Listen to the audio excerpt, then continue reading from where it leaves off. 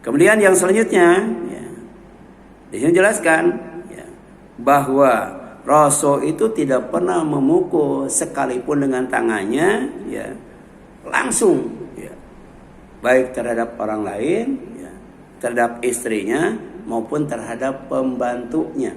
Ya. Bahkan pembantunya itu cerita selama menjadi pembantu Rasul itu tidak pernah mukul, tidak pernah nyuruh, dan tidak pernah ngelarang. Kalau kita terhadap pembantu banyakkan nyuruh nggak? Dia nggak pernah nyuruh. Ya. Tapi kemudian pembantunya juga soleh karena sering ngaji itu. Ya.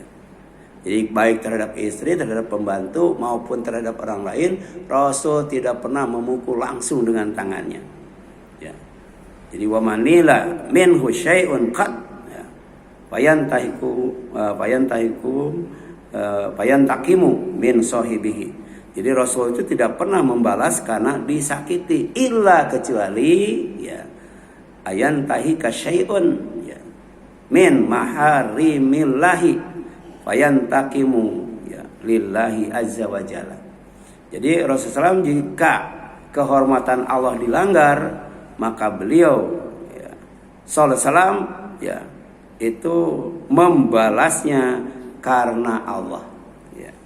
Dan itu pernah ya diteladani oleh menantunya yaitu Ali bin Abi Thalib. Jadi Ali bin Thalib itu ya sebelum perang massal, perang rame, perang berjamaah itu tarung itu. Ya.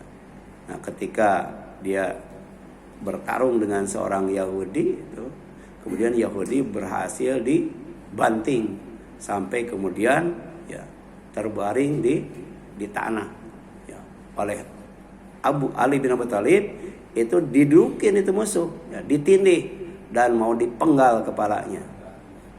Pas mau dipenggal kepalanya itu musuh yang namanya Yahudi itu, orang Yahudi itu meludahi wajahnya, bayangkan.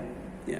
Coba kalau kita tuh dalam posisi itu mau menggal kepala musuh, tapi musuh ngeludahin gimana tuh ya?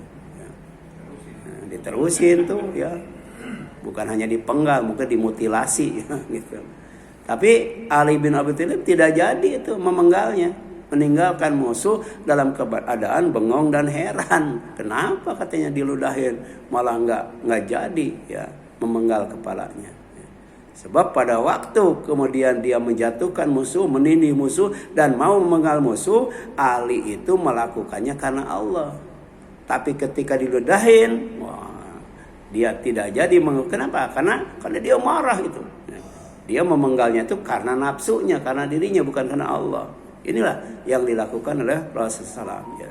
Rasul itu ketika berbaring, ya, kemudian pedangnya digantungkan di pohon, kemudian ada orang ya, yang kemudian ngambil pedang Rasul, ditusukkan ke dadanya.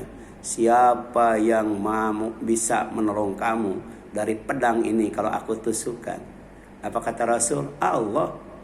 Ketika musuh itu pada orang kafir, musuh mendengar Rasul mengatakan Allah, ya dia bergetar, gemetar, kemudian jatuh pedangnya.